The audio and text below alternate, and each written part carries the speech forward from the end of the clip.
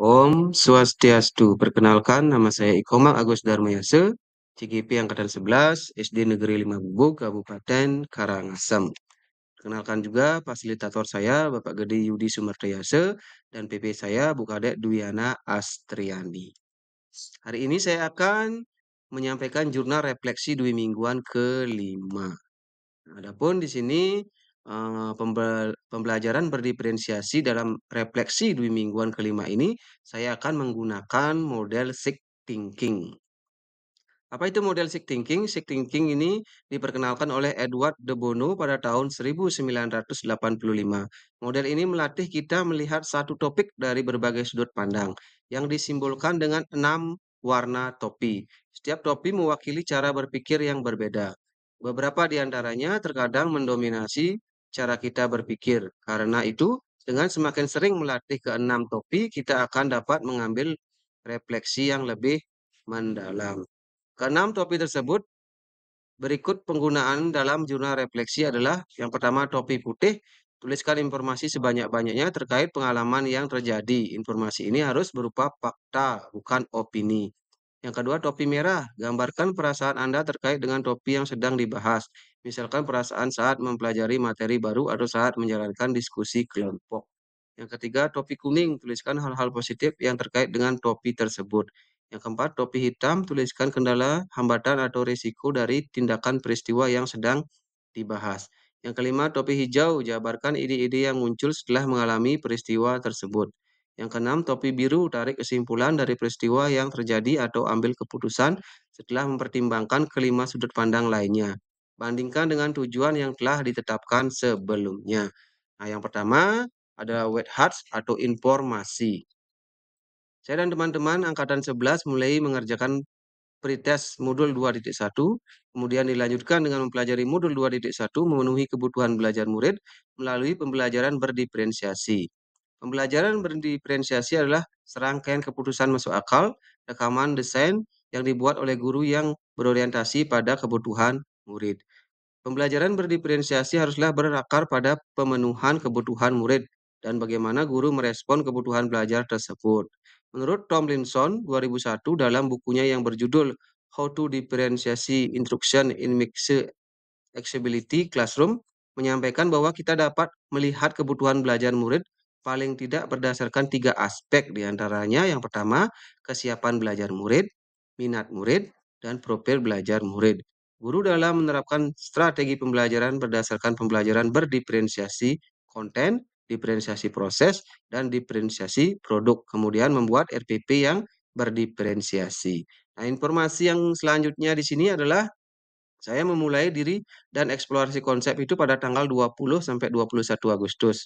Kemudian eksplorasi konsep forum diskusi pada tanggal 22 Agustus. Kemudian ruang kolaborasi diskusi itu 23 Agustus. Kemudian ruang kolaborasi presentasi kelompok itu 26 Agustus.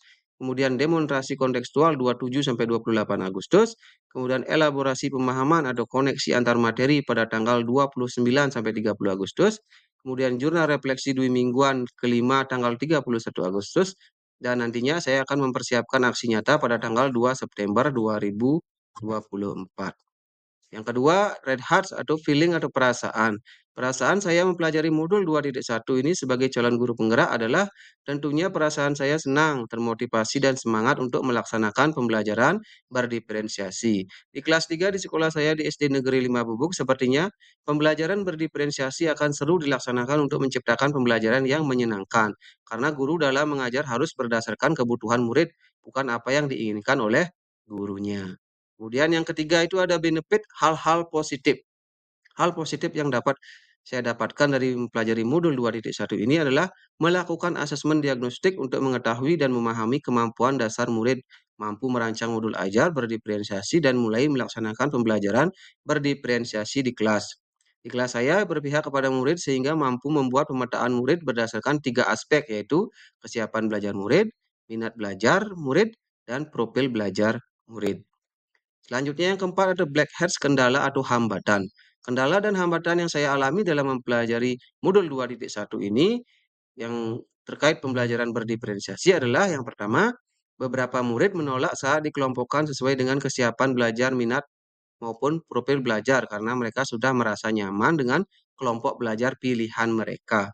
Kemudian yang kedua, dalam melaksanakan asesmen, jika alat tes dibedakan sesuai dengan kebutuhan belajar murid, yang auditori, visual, dan kinestetik, dengan memperhatikan kesiapan belajar, minat belajar, dan profil belajar murid, ataupun murid yang memiliki kemampuan tinggi akan merasa tidak adil.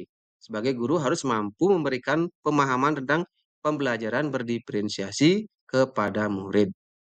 Kemudian yang kelima ada Green Hearts atau ide dan gagasan. Ide dan gagasan mempelajari modul 2.1 adalah guru harus mampu memetakan kebutuhan belajar murid sebelum pembelajaran dimulai, mampu mengimplementasikan pembelajaran berdiferensiasi di kelas. Guru harus tahu bahwa pada dasarnya kodrat guru adalah menuntun murid sesuai dengan filosofi pemikiran Ki Hajar Dewantara. Oleh karena itu, guru dalam mengajar harus dapat memenuhi kebutuhan belajar murid dengan melaksanakan pembelajaran berdiferensiasi yang berpihak pada murid. Yang keenam ada blue hats atau kesimpulan. Nah, di sini kesimpulannya anak lahir dengan keunikannya masing-masing. Setiap anak mendapat kesempatan yang sama untuk belajar dengan cara terbaik yang sesuai dengan kemampuan mereka. Salah satu cara yang dapat dilakukan untuk merespon karakteristik murid yang beragam adalah dengan mengimplementasikan pembelajaran berdiferensiasi. Pembelajaran berdiferensiasi haruslah berakar pada pemenuhan belajar murid dan bagaimana guru merespon kebutuhan belajar tersebut. Sehingga guru perlu memperhatikan kebutuhan belajar muridnya dengan lebih komprehensif agar dapat merespon dengan lebih tepat lagi.